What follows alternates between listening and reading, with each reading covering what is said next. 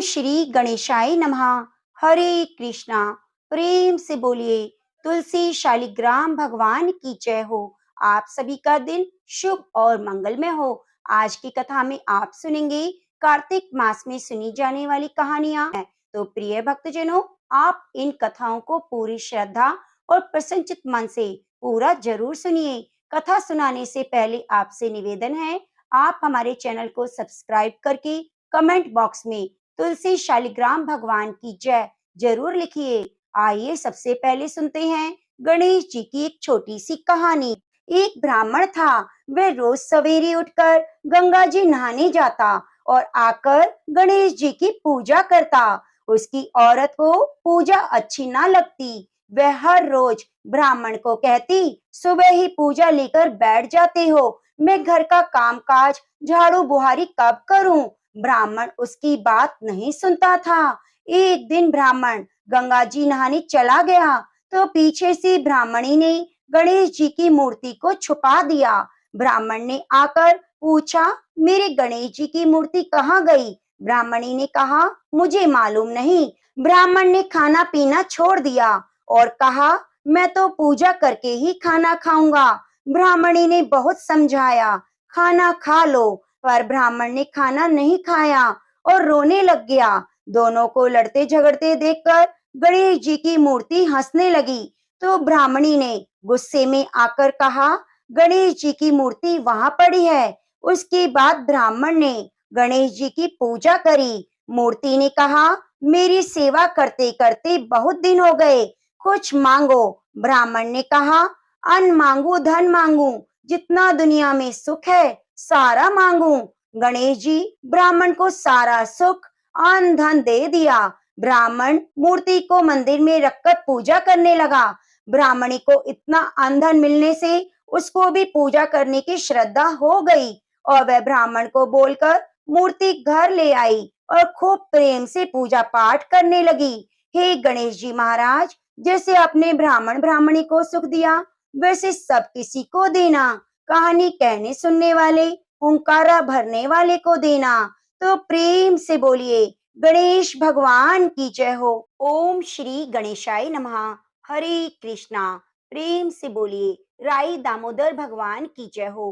कार्तिक मास नहाने वाले सभी विष्णु भक्तों का जीवन शुभ और मंगलमय हो। दामोदर भगवान की कृपा उन पर सदा सदैव बनी रहे। कथा सुनने से पहले आपसे निवेदन है, कृपया वीडियो को सब्सक्राइब करके कमेंट बॉक्स में राई दामोदर भगवान की जय जरूर जरूर लिखिए। एक माँ बेटी थी। बेटी का नाम राई था। वे बहुत ही सुंदर और सुशील थी। भगवान कृष्ण की पक्की भक्त थी।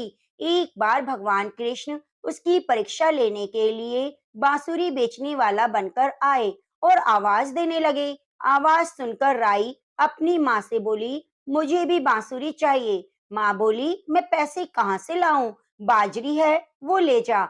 बाजरी को भगवान ने फूंक मारी तो फूंक उड़कर राई की आंख में चली गई। राई जोर जोर से रोने लगी। भगवान वहां से अंतर्ध्यान हो गए और वैद्य का रूप धारण करके वहां आए, आवाज देने लगे। राई की माँ बाहर आई और बोली, वैद्य जी, मेरी बेटी की आंख में फूस गिर गया है, उसे निकाल दो। भगवान बोले, अगर मैं फूस निकालूं तो उसका विवाह मेरे साथ करना पड़ेगा। राय की माँ तैयार हो गई, सगाई कर दी। कार्तिक शुक्ल 11 के दिन विवाह निश्चित किया गया। माँ सोचने लगी, बेटी को क्या दूं? सोने की दुकान पर जाकर बोली, मेरी राय के लिए लौंग और बिछिया घड़ दो। सुनार बोला, मुझे समय नहीं, मैं तो कृष्ण भगवान के गहने बना रहा हूँ। हलवाई और बनिया वहां पर भी गई तो उन्होंने भी यही जवाब दिया।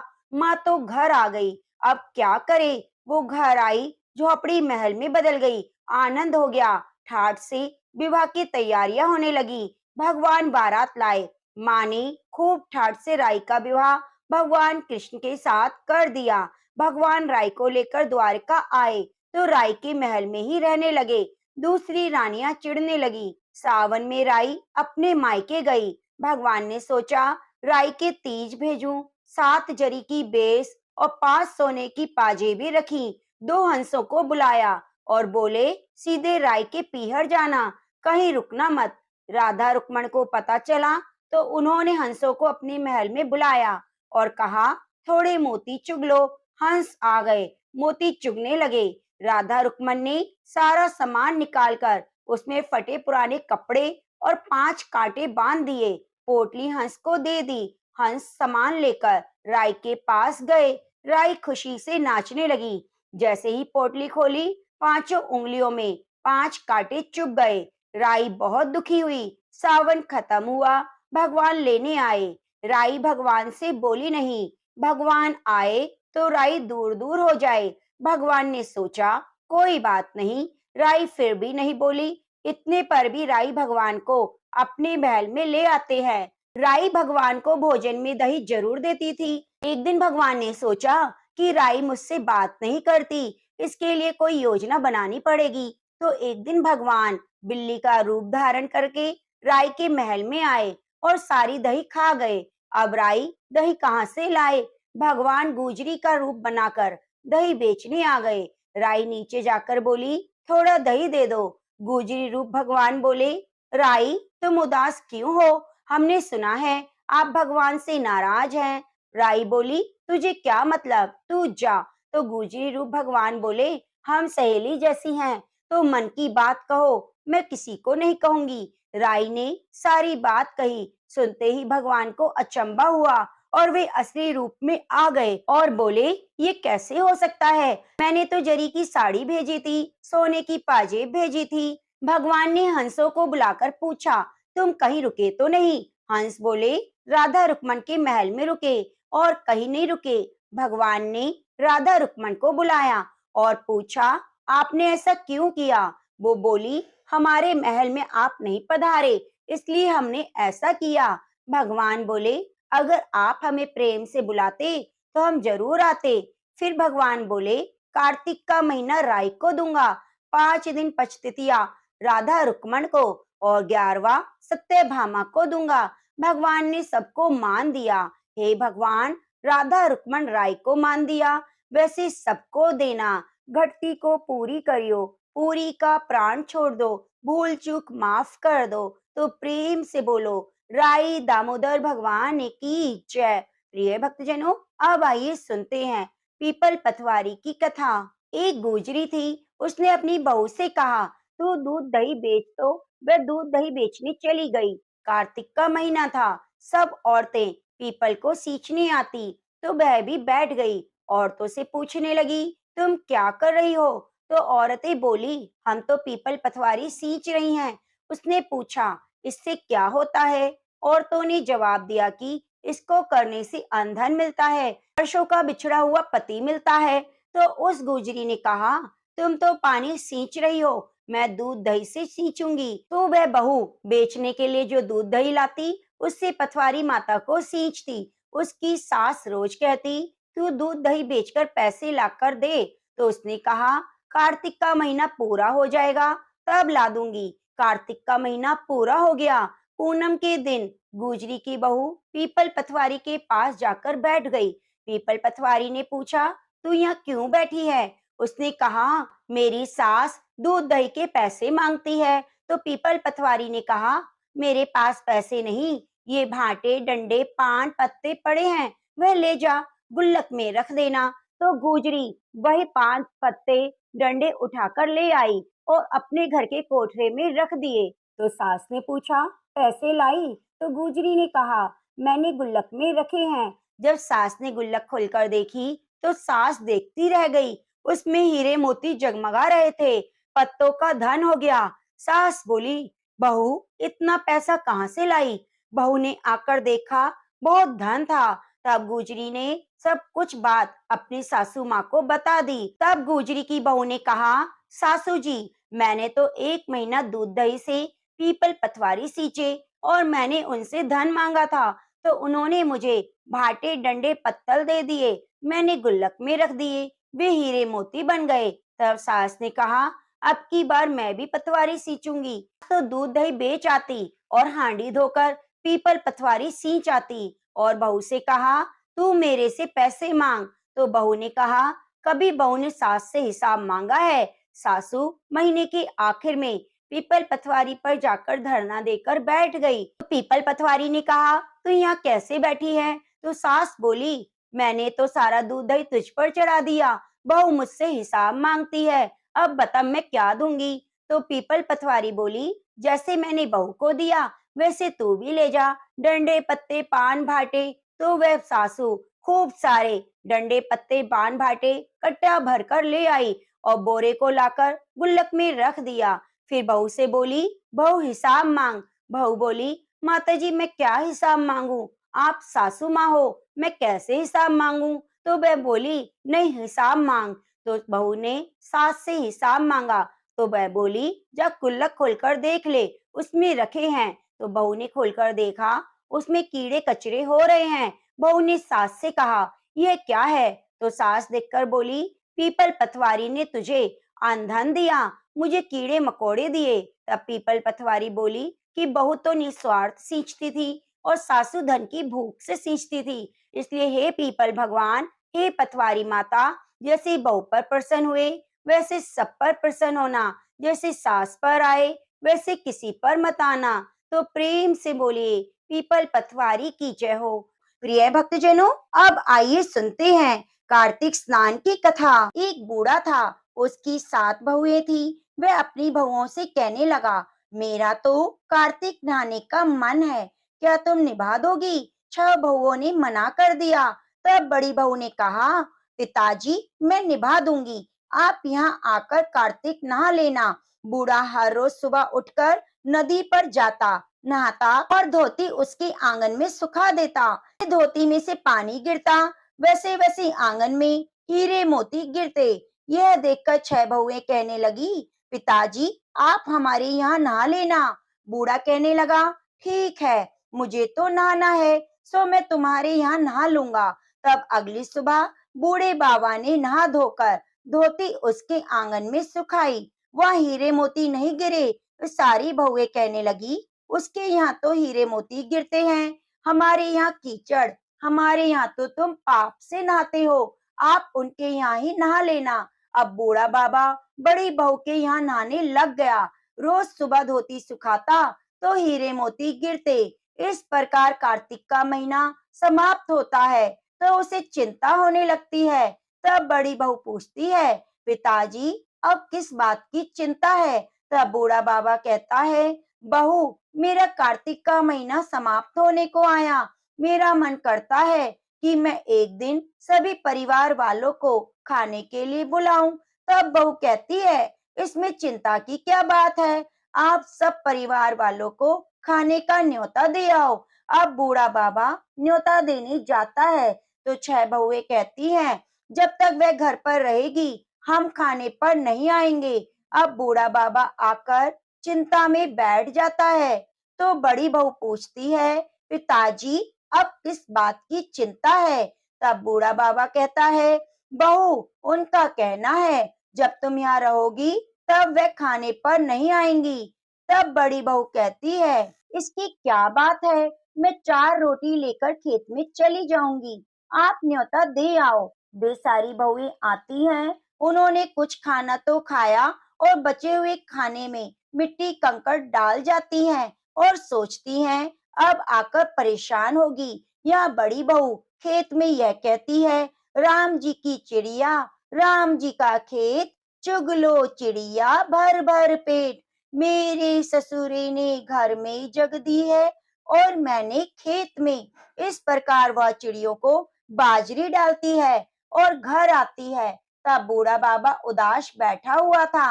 वह बोली, पिताजी क्या हुआ, आप उदास क्यों हैं?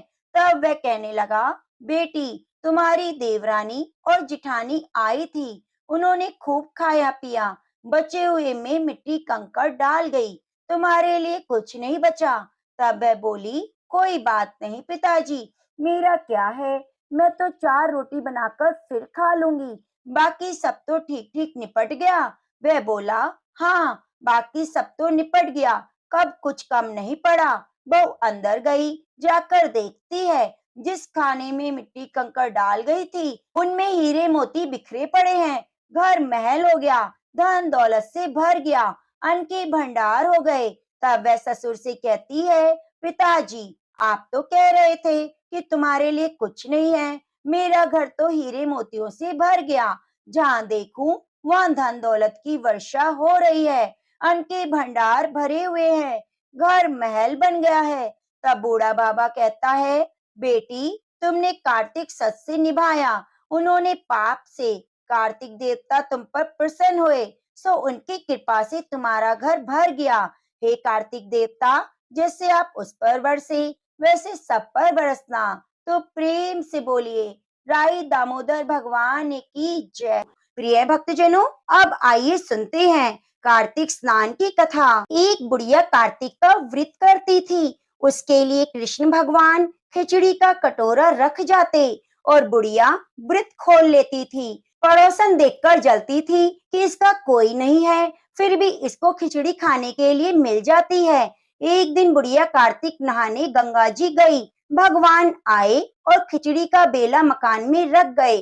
पड़ोसन ने खिचड़ी का बेला उठाकर मकान के पिछवाड़े में फेंक दिया। बुढ़िया आई तो खिचड़ी का बेला देखा तो उसको कहीं नहीं मिला। मैं भूखी रही और कहने लगी, कहाँ गई मेरी खिचड़ी, कहाँ गया मेरा बेला। पिछवाड़े में उस खिचड़ी के दो फूल बन गए। राजा आया और फूल तोड़कर ले गया। दोनों फूल रानी ने सूंघे। रानी को गर्व रह गया। राजा रानी की संतान नहीं थी। फूल सूंघने से रानी के दो लड़के पैदा हो गए। लड़के बड़े होने लगे, पर वह बच्चे किसी से भी नहीं बोलते थे। दोनों लड़के शिकार खेलने जाते। रास्ते में बुढ़िया मिलती। बुढ़िया कहती, कहाँ गई मेरी खिचड़ी, कहाँ गया मेरा बेला। लड़के कहते, हम हैं तेरी खिचड़ी, हम हैं तेरा बेला। जब भी लड़के शिकार खेलने जाते, बुढ़िया कहती तो लड़के वही जवाब देते। राजा को पता चला। राजा ने बुढ़िया को बुलाया और कहा, हमसे तो ये बोलते नहीं, तुझसे कैसे बोलते हैं। बुढ़िया ने कहा, मुझे इस बात का मालूम नहीं, लेकिन मैं कार्तिक का व्रत करती हूँ। कृष्ण भगवान मुझे खिचड़ी दे जाते थे। एक दिन मुझे खिचड़ी नहीं मिली। जब मैं कहने लगी कि कहाँ गई मेरी खिचड़ी, कहाँ गया मेरा बेला, तब लड़के बोले, तुम्हारी पड़ोसन ने खिचड़ी फेंक दी थी, उसके फूल बन गए। फूल राजा तोड़कर ले आया, उससे हम लड़के हो गए। हमें तो भगवान ने बुढ़िया के लिए भेजा है। तब राजा ने बुढ़िया को ही अपने महल में रख लिया। हे कार्तिक मास, हे कृष्ण ठाकुर जी, जैसा अपने बुढ़िया को दिया वैसे सब किसी को देना। तो प्रेम से बोलिए, बाके बिहारी लाल की जय हो। तो अब सुनते हैं कार्तिक मास में सुनी जाने वाली राम लक्ष्मण की कहानी। इसके बाद सुनेंगे कार्तिक मास महात्म्य और रमा एकादशी की बड़ी ही पवित्र और दुर्लभ कथा। तो प्रिय भक्तों, आप कथा के साथ जुड़े रहिए और कथा को अंत तक जरूर सुनिए। एक नगर में एक जाट और जाटनी रहा करते थे। वे बहुत ही गरीब थे। एक बार जाटनी जाट से कहने लगी कि मैं तुम्हें 4 रोटी बनाकर देती हूँ, तुम नदी किनारे जाना, वहां पर राम लक्ष्मण आते हैं। कहते हैं कि राम लक्ष्मण सबको धनवान बना देते हैं। तुम वहां जाकर मैं जैसा तुमसे कहती हूँ वैसा ही कहना। तुम राम लक्ष्मण को देखते ही कहना, राम बड़े लक्ष्मण छोटे, वो बैठे अम्बे की डाली, वो बैठे चंबे की डाली। मिट्टी का दशरथ बनावे, मक्खन मिश्री का भोग लगावे, दे परिक्रमा घर को आवे। तो जाट ने कहा, ठीक है। जब जाटनी ने 4 रोटी बना दी और जाट घर से चल पड़ा, सोचने लगा, आज तो खूब सारा धन लेकर आऊंगा।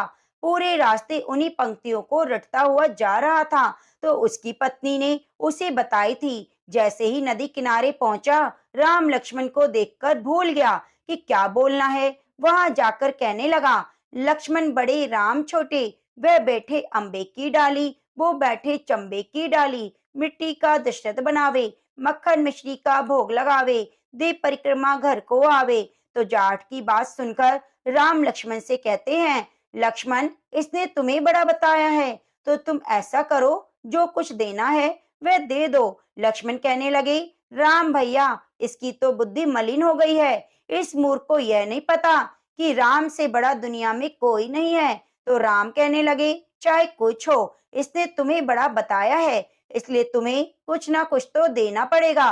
तो राम जी की बात सुनकर लक्ष्मण ने एक थोथा बांस लिया, उसके अंदर सोने की मोहरें और अशर्फी भरकर उसे दे दी। तो यह देखकर बहुत ही खुश हुआ और मन ही मन सोचने लगा कि जाटनी सच कह रही थी, इन्होंने तो मुझे सच में माला माल कर दिया।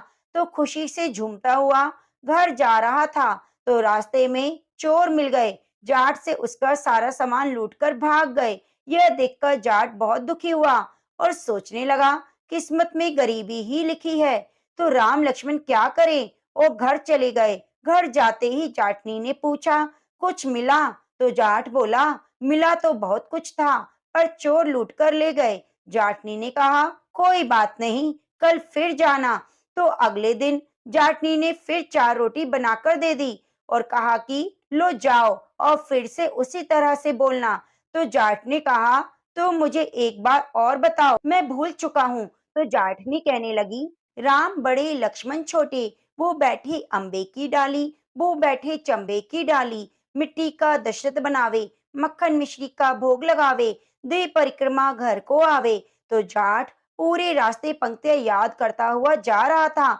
जैसे ही राम लक्ष्मण के सामने पहुंचा तो फिर से भूल गया और कहने लगा, लक्ष्मण बड़े राम छोटे, वे बैठे अम्बे की डाली, वे बैठे चंबे की डाली, मिट्टी का दशरथ बनावे, मक्खन मिश्री का भोग लगावे, दे परिक्रमा घर को आवे। तो राम जी कहने लगे, लक्ष्मण यह व्यक्ति आज भी तुम्हें बड़ा बता रहा है, तुम इसे कुछ दे दो। तो लक्ष्मण कहने लगे, इसकी तो बुद्धि मलिन हो गई है भैया, ये मूर्खमती वाला व्यक्ति है, आज तक इसे यह नहीं पता कि राम से बड़ा कोई हुआ है क्या।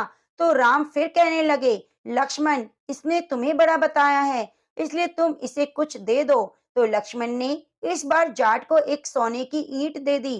तो जाट लेकर बहुत खुश हुआ और सोचने लगा, ठीक किया जो मैं आज और आ गया, अब तो सच में धनी बन गया हूँ। इस तरह सोचता हुआ जा रहा था तो रास्ते में फिर उसी जगह चोर मिले और ईंट छीन ली, चले गए। तो जाट बहुत दुखी हुआ और घर पर आने पर जाटनी ने पूछा, आज क्या मिला?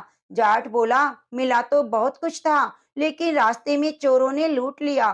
तो जाटनी कहने लगी, तुम मुझे बताओ, तुमने क्या कहा था?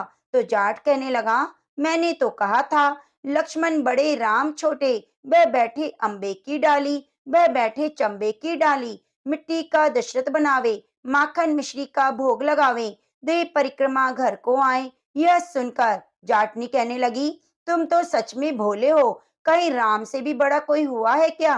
कल फिर जाना और अब की बार ठीक ठीक बोलना। ऐसा कहकर जाटनी ने जाट को अच्छे से समझा दिया। सुबह हुई, जाट नहा धोकर 4 रोटियां लेकर फिर उसी जगह गया और राम लक्ष्मण को देखते ही कहने लगा, राम बड़े लक्ष्मण छोटे, वह बैठे अम्बे की डाली, वो बैठे चंबे की डाली, मिट्टी का दशरथ बनावे, माखन मिश्री का भोग लगावे, दे परिक्रमा घर को आवे। तो लक्ष्मण कहने लगे कि हे राम, आज तो इसको अकल आ गई, इसकी बुद्धि ठीक हो गई, इसलिए आज आप इसे कुछ दे दो। तो राम मुस्कुराते हुए बोले, भैया मेरे पास क्या है देने के लिए, ये जोहड़ की मिट्टी है, ले जाओ। यह कहकर अपने हाथ से थोड़ी सी मिट्टी की डली जाट को दे दी। जाट बड़बड़ करके जाने लगा कि क्या किया मैंने, जाटनी के कहने में आ गया और उल्टा बोल दिया। इससे अच्छा तो रोजाना था, कम से कम सोना चांदी मिलता तो था, आज तो मिट्टी की डली मिली है। पर वह मिट्टी लेकर चल दिया कि जाटनी को दूंगा कि यह लो, तुम्हारे अनुसार बोलने से मुझे यह मिला है। तो फिर रास्ते में उसे चोर मिले, उन्होंने देखा कि उसके पास तो आज कुछ नहीं है, एक गमछे के पल्ले में मिट्टी बंधी है।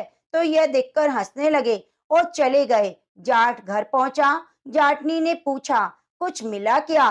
तो जाट बोला, हाँ तेरी उल्टी सीख के कारण आज मिट्टी लेकर आया हूँ। तो जाटनी बोली, कोई बात नहीं, कुछ तो लेकर आए, बाकी 2 दिन तो खाली हाथ आए थे। ठीक है, आपकी लाई हुई मिट्टी कुछ न कुछ तो काम आएगी। इस मिट्टी से मैं चूल्हे को लीप कर घर का आंगन लीप सकती हूँ, तुलसी का गमला लीप सकती हूँ। इस तरह कहकर जाटनी ने उस मिट्टी को लेकर तुलसी के पौधे के नीचे रख दिया और खाना खाकर सो गए। सुबह सवेरे उठे तो देखा सारे घर में हीरे मोती जगमगा रहे हैं। तो जाटनी ने जल्दी से जाट को उठाया और कहा, यह देखो। यह देखकर जाट कहने लगा कि हाँ, अब मेरी समझ में आ गया कि भगवान राम ही सबसे बड़े हैं, जिन्होंने मिट्टी को हाथ लगाया और वह सोना बन गया। उसके बाद दोनों पति पत्नी सुबह जल्दी उठकर स्नान करते, तुलसी माता की पूजा करते, राम लक्ष्मण की कथा सुनते। ऐसा करने से उनके घर में अंधन का वास हो गया और 10वें महीने में जाटनी ने एक सुंदर पुत्र को जन्म दिया। हे राम जी, कार्तिक मास में कथा सुनने से जैसा फल आपने जाट जाटनी को दिया, वैसे सबको देना, जो आपकी कथा को श्रद्धा भाव से सुने, सुनाए, हुंकारा भरे, उसकी सभी मनोकामनाओं को पूरी करना। तो प्रेम से बोलो, सियावरी रामचंद्र भगवान की जय। आइए सुनते हैं कार्तिक मास में सुनी जाने वाली कार्तिक स्नान की कथा। एक समय की बात है, किसी गांव में एक साहूकार रहता था। उसके एक बेटा और बहू थे। साहूकार के बेटे की बहू कार्तिक महीने में रोजाना सुबह जल्दी उठकर गंगा स्नान के लिए जाती। उसका नियम था कि वह कभी भी पराये पुरुष का मुंह नहीं देखती। एक राजा का बेटा भी सुबह सवेरे गंगा स्नान के लिए जाता। यह देखकर हैरान होता कि मैं बहुत जल्दी आता हूँ स्नान करने, लेकिन कोई तो है जो मुझसे भी पहले आकर स्नान करके चला जाता है। तो राजा का बेटा रोजाना सुबह जल्दी आने की कोशिश करता, पर साहूकार की बहू उससे भी पहले स्नान करके चली जाती। ऐसा करते करते कार्तिक का महीना बीतने लगा। सिर्फ अंतिम 5 दिन बाकी बचे थे। साहूकार कहने लगा, अब तो मैं पता लगा कर रहूंगा कि कौन है इस तरह। वह सोचते हुए वो कार्तिक स्नान के लिए जा रहा था, तो साहूकार की बहू स्नान करके घर जा रही थी। जैसे ही साहूकार के बेटे की बहू को लगा कि कोई तो है, तो वह जल्दी जल्दी अपने घर जाने लगी। जल्दबाजी में उसकी माला मोजड़ी वहीं छूट गई, तो वह घर चली गई और राजा का बेटा देखने लगा कि कोई तो था जो स्नान कर रहा था, अब कहाँ चला गया। इधर उधर देखने लगा, तभी उसकी नजर माला मोजड़ी पर पड़ी, तो उसने उठा ली और सोचने लगा, यह कोई औरत है जो मुझसे पहले स्नान करने आती है। जिस औरत की माला मोजड़ी इतनी सुंदर है, वह खुद न जाने कितनी सुंदर होगी। उसने पूरे गांव में मुनादी करवा दी कि जिसकी माला मोजड़ी है, वह 5 रात मेरे पास आएगी। अब राजा के बेटे का हुक्म था, तो कोई टाल नहीं सकता था और ना ही विरोध कर सकता था। तो सामने से साहूकार के बेटे की बहू ने कहलवा दिया, मैं 5 रात तो आऊंगी, लेकिन किसी को साख भरने के लिए बिठा देना। तो यह सुनकर राजा के बेटे ने एक तोते को पिंजरे में बंद करके गंगा किनारे पेड़ पर टांग दिया। बहू सुबह के समय आई, पहली पौड़ी पर पैर रखा और बोली कि हे कार्तिक के ठाकुर, राई दामोदर, पांचों पांडु, छठे नारायण, भीषम राजा, उस पापी को नींद आ जाए। तो इतना कहते ही राजा के बेटे को नींद आ गई। बहू सुबह नहा धोकर चलने लगी, तो तोते से कहने लगी, सुआ सुआ, तेरे गल डालू हीरा मेरा, साख भरियो मेरा बीरा। सुआ बोला कि कभी कोई भाई भी अपनी बहन की साख भरता है क्या? तो वह कहने लगी, सुआ सुआ, मैं सुबह तेरे पैरों में नेवर डालूंगी, साख भरियो मेरा देवर। तो सुए ने कहा, ठीक है भाभी, मैं आपकी साख भरूंगा। तो सुनकर वह बहुत खुश हुई और अपने घर चली गई। उसके जाने के बाद राजा का बेटा हड़बड़ाकर उठा और सुए से पूछने लगा, सुआ, वो आई थी क्या? कैसी थी? सुआ बोला, आभा की बिजली, होली की झल, केला सी कामनी, गुलाब का सा रंग। तो ये सुनकर राजा का बेटा मन मचलने लगा और सोचने लगा कि मैं भी कैसा हूँ। वह आई और मैं सो गया, कल से मैं नींद नहीं लूंगा। अगले दिन राजा के बेटे ने सोचा कि आज मैं अपनी उंगली में चीरा लगा लेता हूँ, ताकि मुझे नींद ना आए। तो अगले दिन राजकुमार ने अपनी उंगली चीरकर वहां बैठ गया। उंगली में बुरी तरह से दर्द हो रहा था, उसे नींद भी नहीं आ रही थी। उधर जैसे ही सुबह होने वाली थी, तो मुंह अंधेरे साहूकार की बेटे की बहू आई और भगवान से उसी तरह प्रार्थना करने लगी। कहने लगी कि हे कार्तिक के ठाकुर, राई दामोदर, पांचों पांडु, छठे नारायण, भीकम राजा, उस पापी को नींद आ जाए। तो राजा के बेटे को नींद आ गई और साहूकार के बेटे की बहू ने स्नान किया और जाते समय तोते के पास आई। और कहने लगी, सुआ सुआ, तुम मेरी साख भरी हो, मैं तुम्हारे पैरों में नेवर डालूंगी। तो सुए ने कहा, ठीक है भाभी। तो ये सुनकर वह घर चली गई। उसके जाते ही राजा का बेटा नींद से जागकर बैठ गया। तो उसने तोते से पूछा, सुआ सुआ, वह आई थी क्या?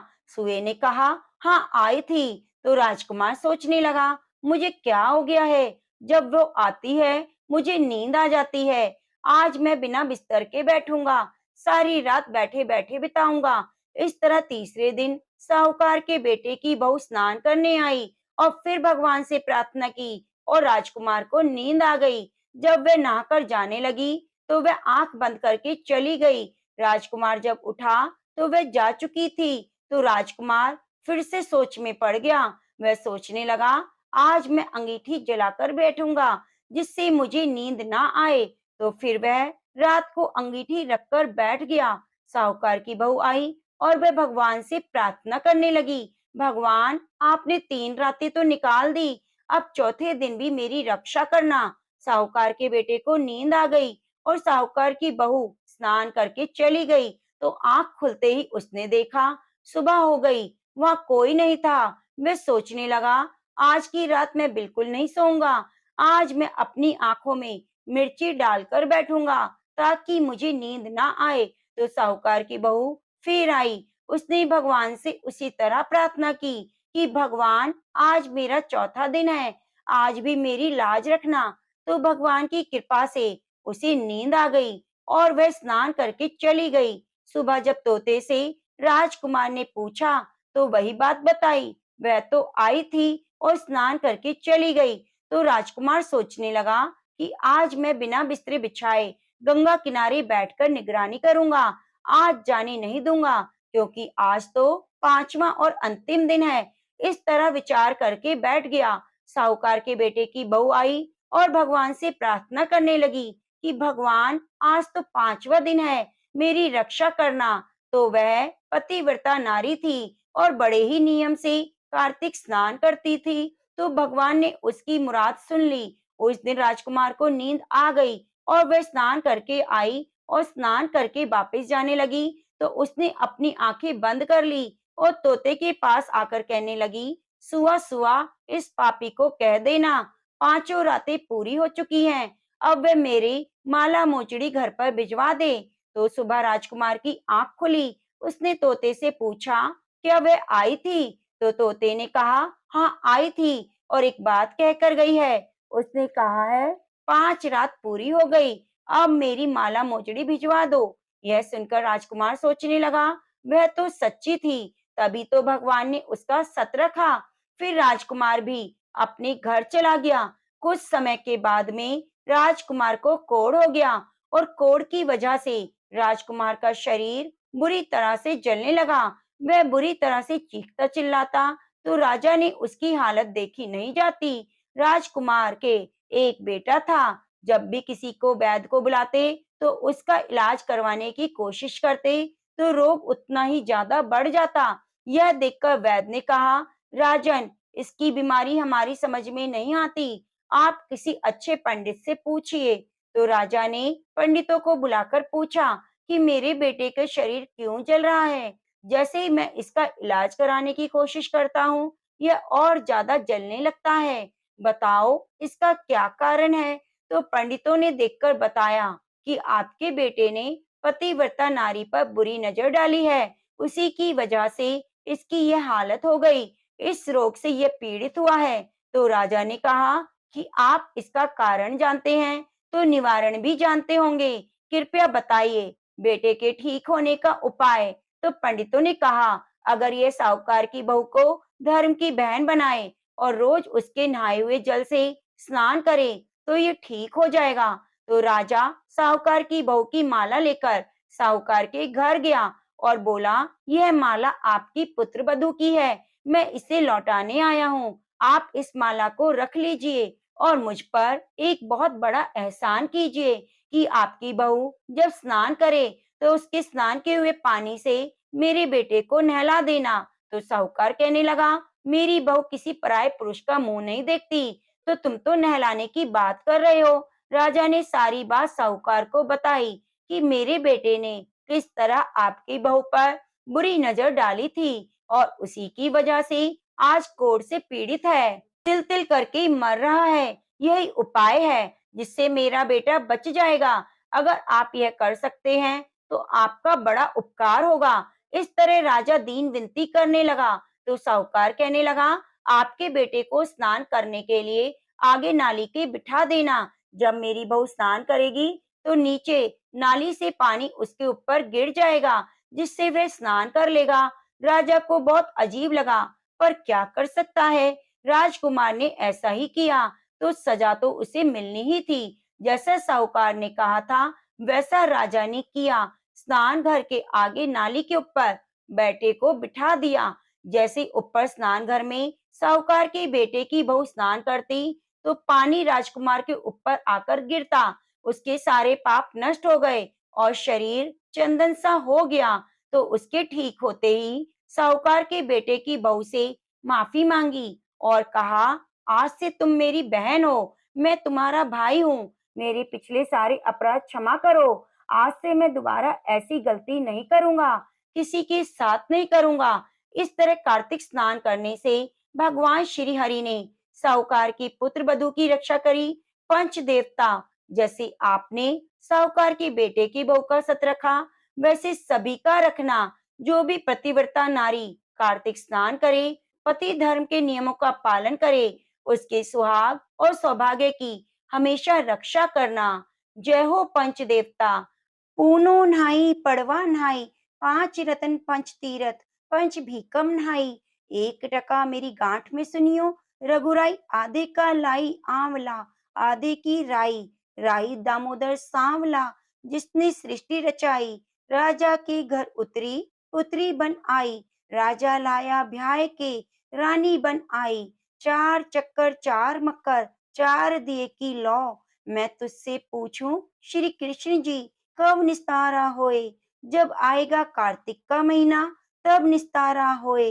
तो प्रेम से बोलिए, कार्तिक माह तुलसी माता की पूजा के बिना अधूरा है। कार्तिक के महीने में सभी तुलसी माता को सींचने जाती, सभी सींच कर वापिस आ जाती, परंतु एक बुढ़िया जाती रोजाना तुलसी माता से कहती, तुलसी माता सत की दाता, मैं बिड़ला सींचूं तेरा, तू कर निस्तारा मेरा। तुलसा माता अड़वा ले, लड़वा ले, पीतांबर की धोती दे, मीठा मीठा घास दे, वैकुंठ का बास दे, चटके की चाल दे, पटके की मौत दे, चंदन की काठ दे, झालर की झिनकार दे, साई का राज दे, दाल भात का जीवन दे, ग्यारस का दिन दे, कृष्ण का कांधा दे।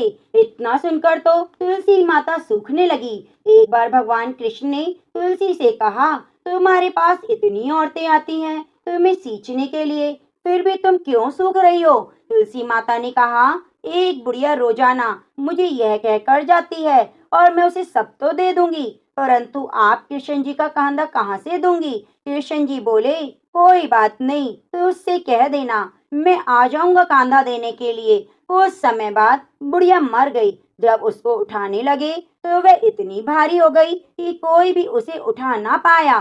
सब कहने लगे, पता नहीं कौन से पाप की माला जपती थी जो इतनी भारी हो गई। उसी समय भगवान कृष्ण ब्राह्मण का रूप धारण कर वहां आए और भीड़ देखकर बोले, क्या बात है। एक व्यक्ति बोला, ये बुढ़िया मर गई, पापिन थी, भारी हो गई। भगवान कृष्ण बोले, मुझे इसके कान में कुछ कहने दो।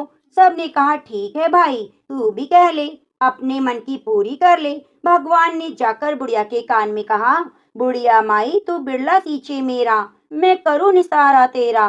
बुढ़िया माई अड़ुआ ले, गड़फवा ले, पीतांबर की धोती ले, मीठा मीठा घास ले, बैकुंठ का बास ले, चटके की चाल ले, पटके की मौत ले, चंदन की काठ ले, झालर की झिनकार ले, साई का राज ले, दाल भात का जीवन ले, और ले कृष्ण जी का कांधा, मेरा कांधा ले। और इतना सुनते ही बुढ़िया हल्की हो गई। भगवान कांधे पर ले गए, उसकी मुक्ति हो गई। हे तुलसी माता, जैसे तुमने बुढ़िया माई की मुक्ति करी वैसे हमारी भी मुक्ति करना। कृष्ण भगवान, जैसे आपने बुढ़िया माई को कांधा दिया वैसे हमें भी देना। तो प्रेम से बोलिए, तुलसी माता की जय हो। प्रिय भक्तों, आइए अब सुनते हैं कार्तिक मास में सुनी जाने वाली कार्तिक स्नान की कथा। इस कथा को सुनने से पांचों कथाओं का एक साथ पुण्य मिल जाता है। एक ब्राह्मण ब्राह्मणी थे। वे गंगा जमुना नहाने के लिए 7 कोस पैदल चलकर जाते थे, जिससे ब्राह्मणी बहुत थक जाती। एक दिन ब्राह्मणी बोली, यदि हमारा कोई बेटा होता तो घर में बहू आती, घर में सारा काम करा हुआ मिलता, खाना बना हुआ मिलता, कपड़े धुले मिलते। ब्राह्मणी की बात सुनकर ब्राह्मण बोला, तूने बड़ी बात कही। लो, मैं तेरे लिए बहू ला देता हूँ। तू एक पोटली में चून बांध दे, उसमें थोड़ी सी मोहर अशर्फी डाल दे। ब्राह्मणी ने ऐसा ही किया। पोटली लेकर ब्राह्मण चल दिया। कुछ दूरी पर जमुना जी के किनारे लड़कियां अपने अपने मिट्टी के घर बना बना कर खेल रही थी। उनमें से एक लड़की बोली, मैं तो अपना घर नहीं बिगाड़ती, मुझे तो ये रहने के लिए चाहिए। वही लड़की ब्राह्मण के मन को भा गई। ब्राह्मण मन में सोचने लगा कि यह लड़की कितनी समझदार है। वह उस लड़की के पीछे चल दिया।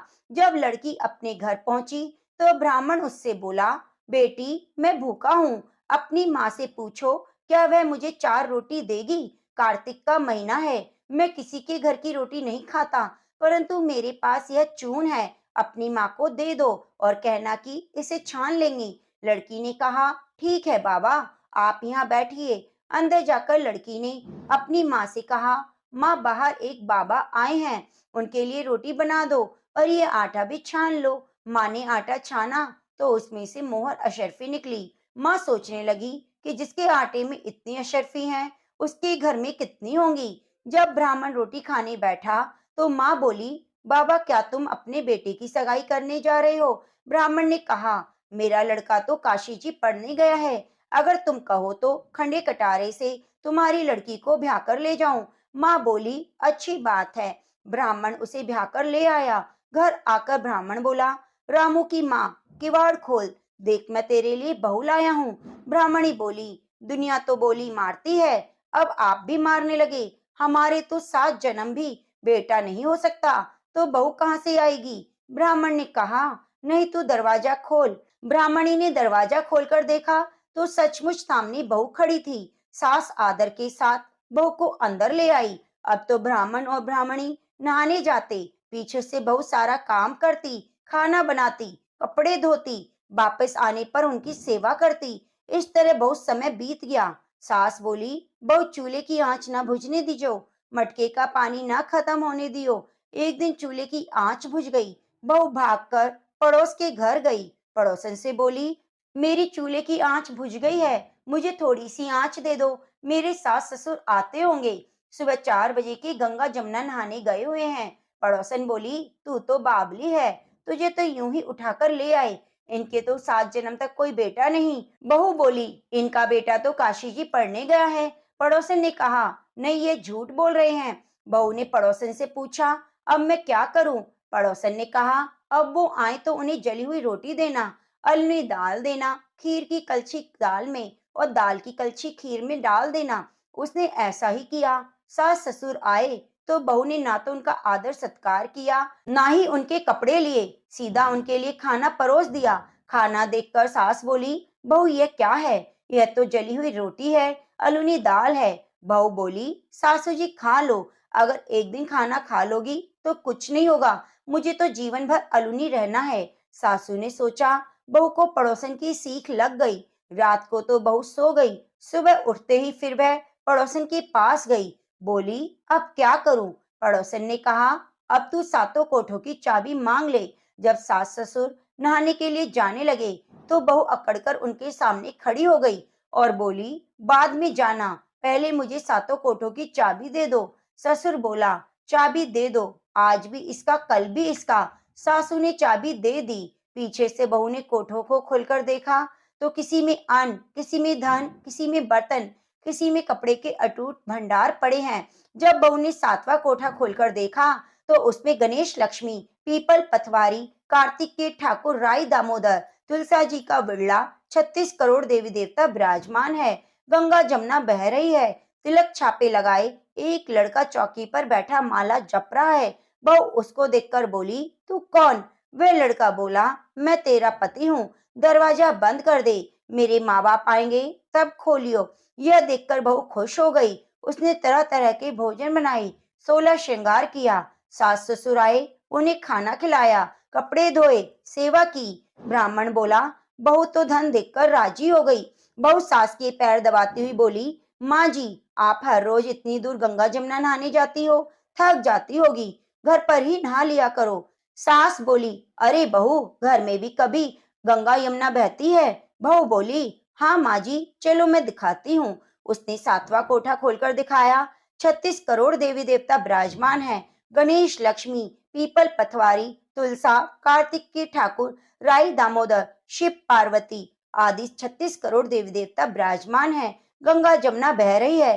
तिलक छापे लगाए एक लड़का चौकी पर बैठकर माला जप रहा है। माँ बोली, तू कौन? लड़का बोला, माँ, मैं तेरा बेटा हूँ। माँ बोली, दुनिया कैसे जानेगी कि तू मेरा बेटा है? तू कहाँ से आया है? लड़का बोला, मुझे तो कार्तिक के देवता ने भेजा है। माँ बोली, बेटा, ये दुनिया कैसे जानेगी कि तू मेरा बेटा है? उसने पंडित से पूछा तो वह बोला, परली पार पे बहू बेटा खड़े हो, इस पार पर बुढ़िया खड़ी हो, चांद की अंगिया पहने हो, छाती में से दूध की धार निकले, बेटे की दाढ़ी मूछ भीगे, पवन से गठजोड़ा बंधे, तो सब जाने ये बुढ़िया का बेटा है। उसने ऐसा ही किया। चांद की अंगियां फट गई, छाती में से दूध की धार निकली, बेटे की दाढ़ी मूछ भीग गई, पवन पानी से बेटे बहू का गठजोड़ा बंध गया। यह देखकर ब्राह्मण ब्राह्मणी बहुत खुश हुए। हे कार्तिक के ठाकुर भगवान कृष्ण जी, जैसे ब्राह्मण ब्राह्मणी को दिया वैसे सबको देना, जैसे उनकी इच्छाएं पूरी करी वैसे सबकी करना, कहानी कहने सुनने वाले, हुंकारा भरने वाले की करना। तो प्रेम से बोलो, कार्तिक के राई दामोदर की जय। जय भक्तजनों, अब आइए सुनते हैं लपसी तपसी की कथा। यह कथा हमें हर कथा कहानी में जरूर सुननी चाहिए। एक लपसी था, एक तपसी था। तपसी तो भगवान की तपस्या करता। लपसी रोजाना सवा सेर का हलवा बनाकर भगवान को भोग लगाकर टाली हिलाकर जीम लेता। एक दिन दोनों में झगड़ा हो गया। तपसी बोला, मैं बड़ा। तपसी बोला, मैं बड़ा क्योंकि मैं भगवान की तपस्या करता हूँ। नारद जी बोले, तुम्हारा फैसला मैं करूंगा। दूसरे दिन तपसी नहाकर आने लगा तो नारद जी ने 1.25 करोड़ का मुंदड़ा तपसी के आगे गिरा दिया। उसने आंखें खोलकर देखा तो मुंदड़ा पड़ा हुआ था। उसने उठाकर पैर के नीचे दबा लिया और तपस्या करने लगा। उधर लपसी ने 1.25 सेर का हलवा बनाकर भगवान को भोग लगाकर टाली हिलाकर जीम लिया। इतने में नारद जी आए, दोनों को अपने पास बिठाया। दोनों पूछने लगे, बताओ नारद जी, कौन बड़ा? नारद जी ने तपसी से कहा, अपना पांव हटाओ। पांव हटाते ही मुंदड़ा निकला। तब नारद जी बोले, तुमने इसे चुराया, इसलिए तुम्हारी तपस्या भंग हो गई। लपसी बड़ा है। तपसी कहने लगा, मुझे मेरी तपस्या का फल कैसे मिलेगा? नारद जी बोले, तेरी तपस्या का फल कार्तिक नहाने वाले देंगी। सब कहानी कहकर तेरी कहानी नहीं कहेंगी, कार्तिक का फल तुझे मिलेगा। धोती देकर अंगोछा नहीं देंगी तो उसका फल तुझे मिलेगा।